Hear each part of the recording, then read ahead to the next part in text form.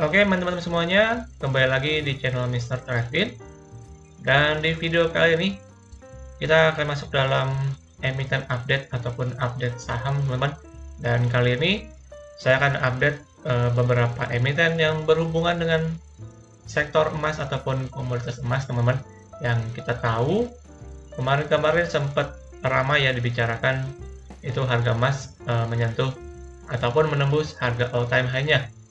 Itu setelah sinyal The Fed dari Jerome Powell teman-teman yang memberikan sinyal nih peralihan bahwa akan menuju kepada pemangkasan suku bunga ataupun penurunan suku bunga ya, sehingga itu membuat anjlok dari greenback dan juga imbal hasil treasury dari AS, sehingga itu dipandang oleh para investor ataupun di pasar ya, itu membuat emas kembali langsung meningkat signifikan oleh karena hal tersebut ya.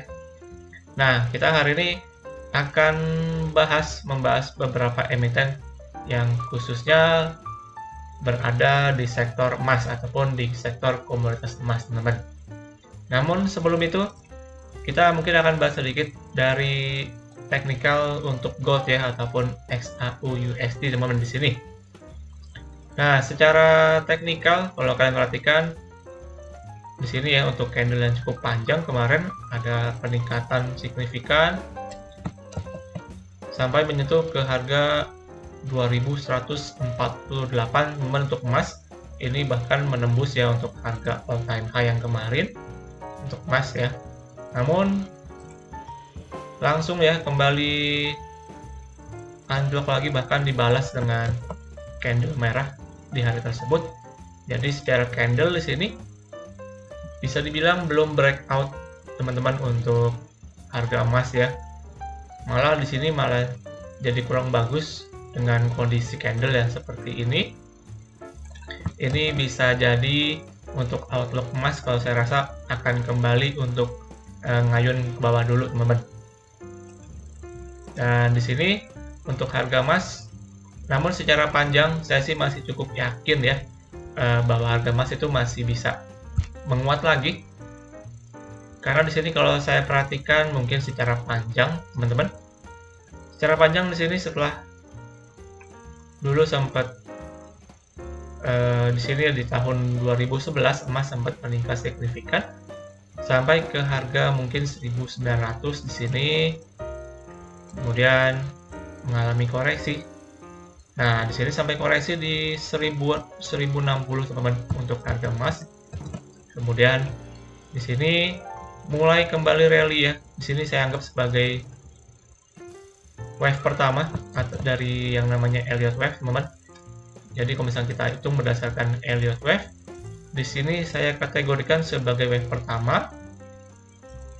Lalu kemudian sempat rally kemarin, ini wave ketiga. Kemudian kemarin saya juga sempat koreksi masuk wave 4.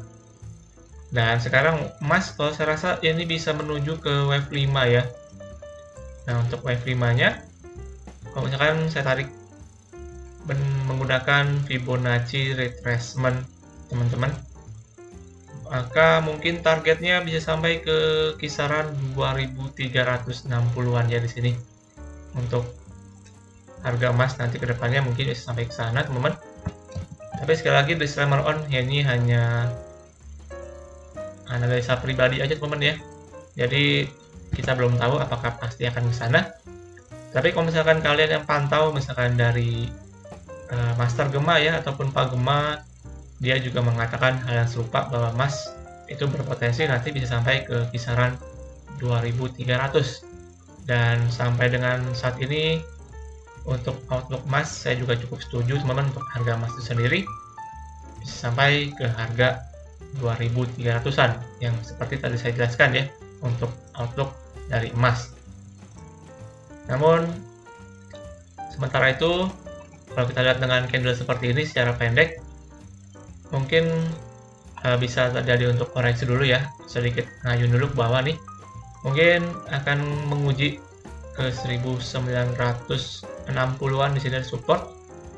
Nah, dari sini nanti perlahan akan rounding baru bisa untuk kembali menguat lagi teman-teman. Oke, jadi itu untuk outlook emas ya sementara waktu ini. Dan kemudian jadi kita akan lanjut ya untuk membahas emiten-emiten di sektor emas, khususnya untuk beberapa emiten yang berhubungan langsung ya dengan mungkin tambang emas ataupun menjual emas itu sendiri. Oke, langsung aja yang pertama. Kita akan langsung lihat di sini dengan emiten yang pertama, yaitu Antam. Antam seperti yang kalian juga cukup tahu ya, Antam merupakan tambang emas dan juga yang menjual emas batangan. Di sini untuk Antam secara teknikal, kalau saya perhatikan sebenarnya so far secara panjang masih konsolidasi aja sebenarnya, nggak kemana-mana nih untuk Antam ya. Secara pergerakan harganya masih berada dalam harga range tertentu, jadi bisa dibilang dalam fase konsolidasi. Namun secara pendek di sini kalau saya lihat setelah kemarin sempat koreksi ya di sini dari harga 2000-an sampai ke 1600. Nah, di sini untuk Antam so far akan bermain sedikit konsolidasi teman-teman secara pendek ya. Kemarin sempat ke 1600 dan berhasil untuk bertahan sehingga bisa rebound. Nah, di sini kemarin sempat menguat untuk Antam ini sebagai bentuk rebound menurut saya pribadi ya.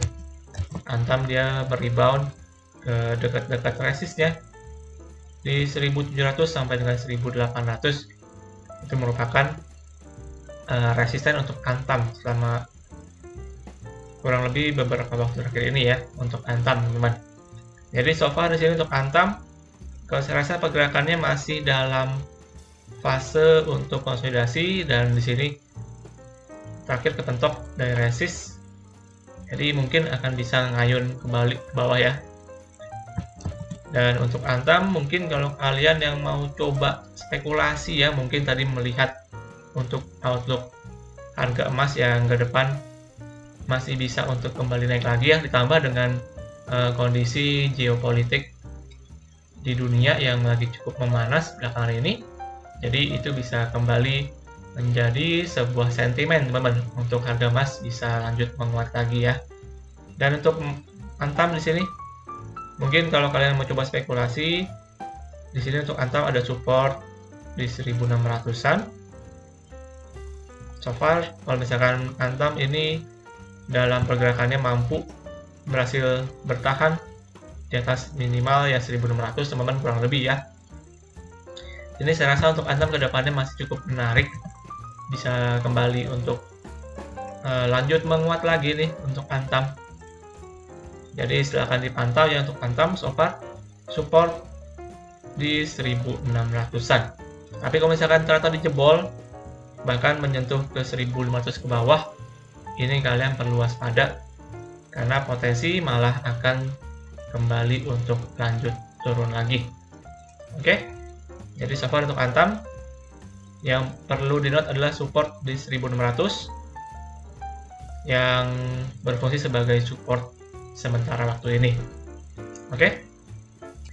Dan kemudian next, emiten yang kedua yaitu dengan emiten MDKA. Kalau kita lihat secara panjang di sini juga MDKA sebenarnya sempat mengalami koreksi yang cukup panjang nih untuk MDKA teman-teman.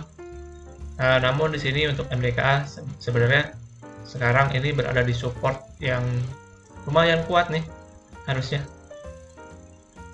di kisaran 2000 teman-teman, 2000-an. Ini merupakan support penting dan juga support kuat untuk MDKA. So saya rasa di dekat-dekat 2000 ini bisa terjadi pantulan ya yang terlihat. Ini MDKA sempat menguji ke level 2000-an dan langsung boom ya, recovery ataupun pullback menguji ke resistennya di sini sampai ke 2600-an teman-teman. Namun di sini untuk MDKA mungkin kalau misalkan nggak mampu untuk menembus ya ke atas resistnya nih sebagai area pullbacknya, maka bisa kembali untuk ngayun ke bawah lagi teman-teman.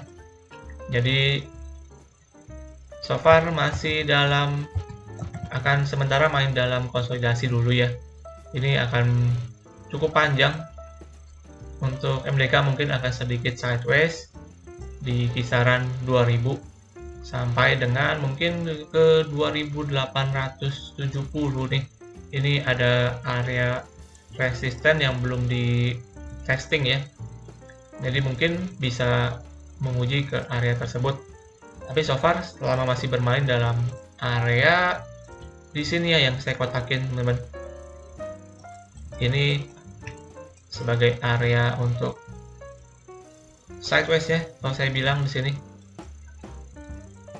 Jadi selama masih bermain dalam area tersebut, pergerakan MDKA masih akan cukup panjang bermain sideways. Jadi untuk yang pegang harus cukup bersabar ya untuk melihat MDK ini bisa kembali lanjut atau justru akan turun ke bawah lagi nih kalau misalkan dia jebol dari support di 2000 teman-teman. So untuk MDKA, untuk kalian yang pegang harus bersabar nih. Saya rasa akan makan waktu cukup panjang ya. Untuk emiten ini mungkin akan sedikit dulu bermain konsolidasi.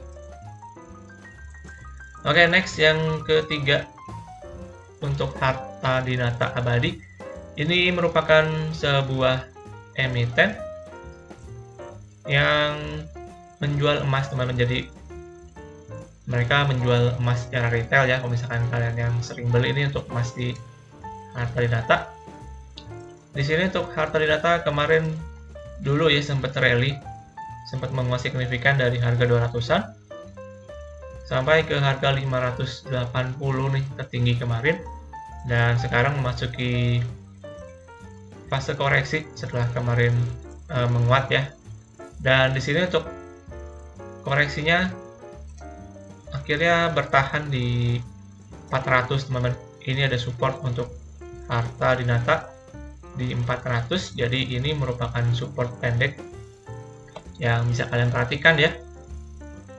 Kalau misalkan Harta Dinata mampu berhasil survive ataupun bertahan di atas 400, harusnya menurut saya ada peluang bisa untuk menguat lagi ataupun menguji ke resisten ya. Yang terdekat itu ada di 460-an untuk resistennya.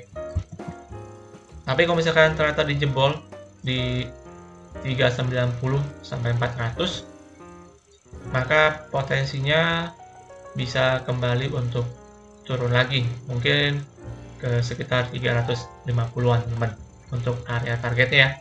Maksudnya area nextnya kalau misalkan di 400 itu dijebol untuk area supportnya. Tapi ini untuk harta saya rasa masih cukup bullish ya, secara tren masih cukup oke. Jadi bisa kalian pantau nih untuk Harta Dinata Abadi. Mungkin misalkan yang mau coba spekulasi, support pertama di 390 sampai 400 yang tadi seperti saya mention. Tapi kalau misalkan dijebol, next selanjutnya di 350-an teman-teman untuk area supportnya. Jadi bisa tunggu aja di dekat-dekat area tersebut untuk kalian yang mau coba untuk spekulasi. Oke, next untuk Archie. Ini dengan Archie Indonesia emiten ini kemarin sempat mencoba ya teman-teman, kalau saya mencoba di sini untuk breakout 2 kali bahkan, namun terreject ya, nggak mampu untuk mempertahankan posisinya. Jadi so far masih terreject dan belum berhasil breakout sepenuhnya kalau saya bilang di sini untuk Archie teman-teman.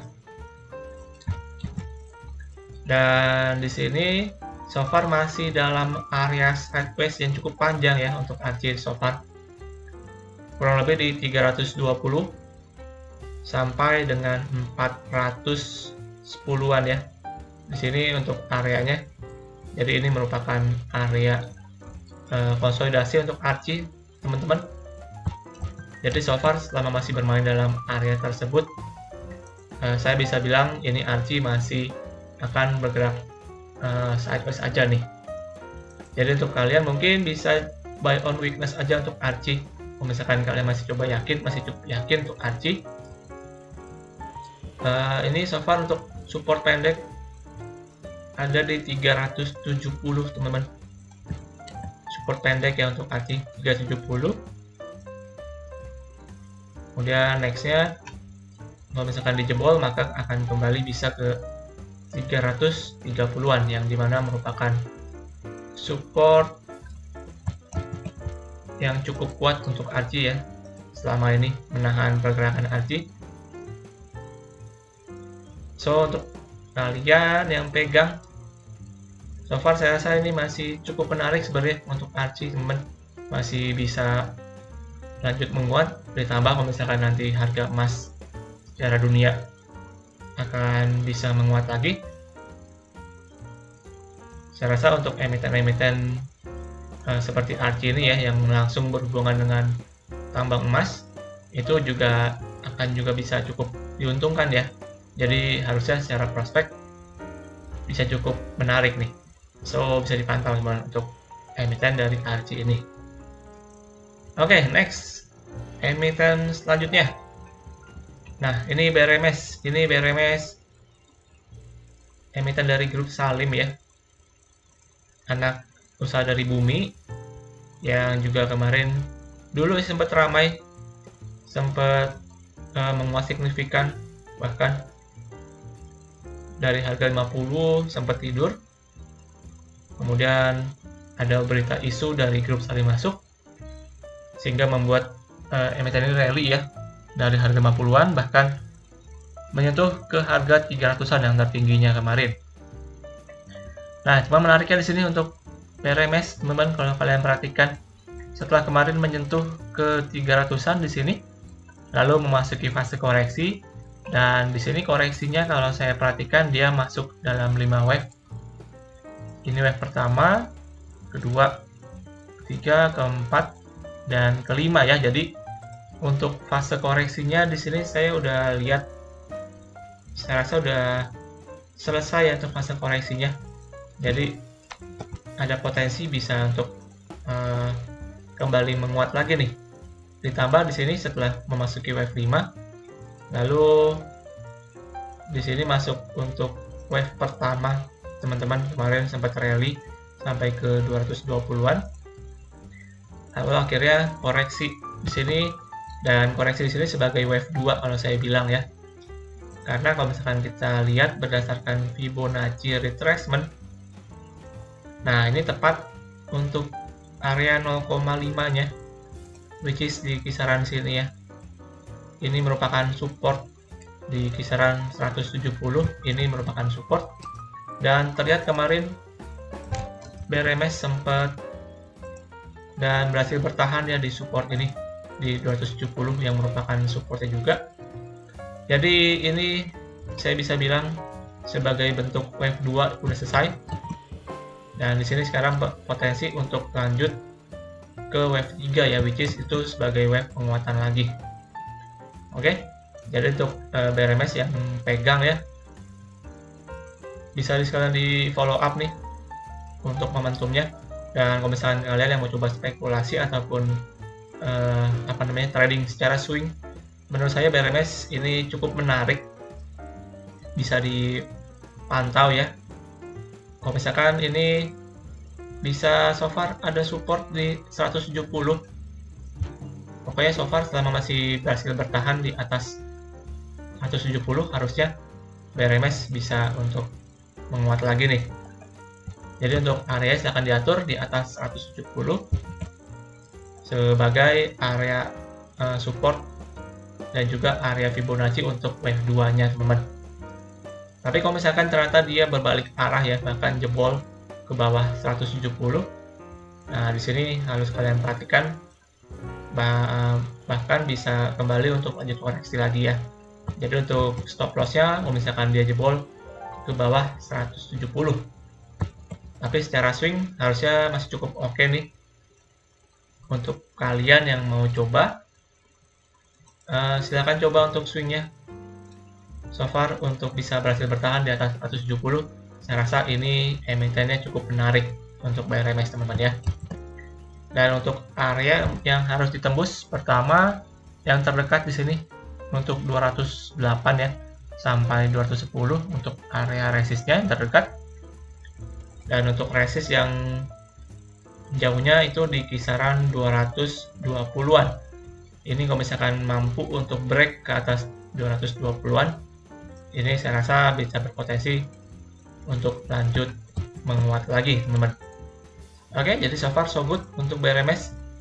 Silakan dipantau untuk kalian yang mau coba untuk akumulasi secara swing ya tentunya. Oke, yang terakhir untuk emitennya udah cukup panjang nih videonya kali ini, teman-teman.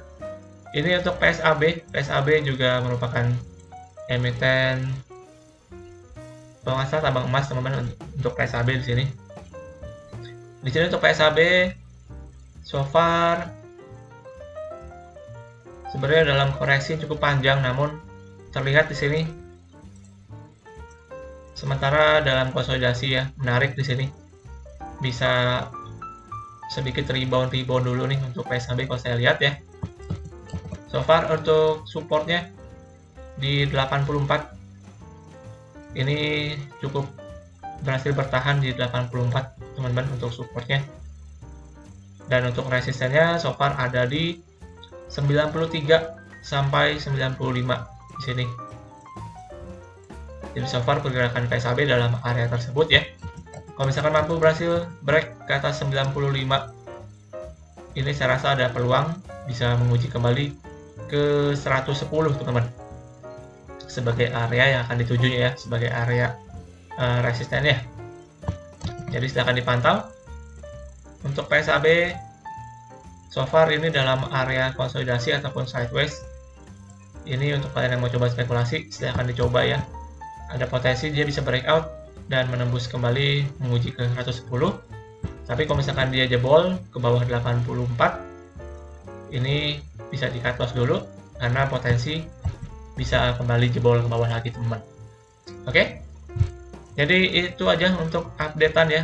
Tadi beberapa emiten, 6 emiten yang saya bahas dari sektor komoditas emas, yang tentunya untuk emas itu sendiri secara outlook, secara panjang ya, kalau saya bilang secara panjang di sini masih bisa menguat lagi, ditambah dengan kondisi geopolitik yang tadi saya sempat mention lagi cukup memanas. Jadi harusnya emas ini masih cukup bisa bersinar ya, dengan target tadi seperti yang saya juga mention sampai ke kisaran 2300, teman-teman, secara emas dunianya. Dan nanti ketika harga emas bisa menguat sampai ke harga tersebut, tentu untuk emiten-emiten di sektor emas ini juga bisa cukup menarik ya. Jadi saya rasa secara panjang harga, maksudnya emiten-emiten di sektor emas seperti Antam, kemudian MDKA, Terinata Abadi, Arci, lalu BRMS ini bisa cukup menarik ya. Jadi silahkan dipantau untuk kalian yang mau coba spekulasi untuk dari segi harga pergerakan emas, teman-teman. Oke, jadi itu aja untuk video kali ini, teman, dari update saham ya, dan juga update emiten yang berhubungan langsung dengan sektor emas. Dan nantikan ya untuk emiten-emiten selanjutnya yang nanti kita akan bahas. Dan sekali lagi, disclaimer on, teman, segala analisa saya ini bersifat sharing aja, jadi tetap untuk kalian perlu lakukan kembali analisa ulang. Oke, thank you untuk video kali ini. Jangan lupa untuk subscribe, like, dan juga komen, dan juga share kepada teman-teman kalian. Akhir kata, sampai jumpa di video selanjutnya, dan salam trade.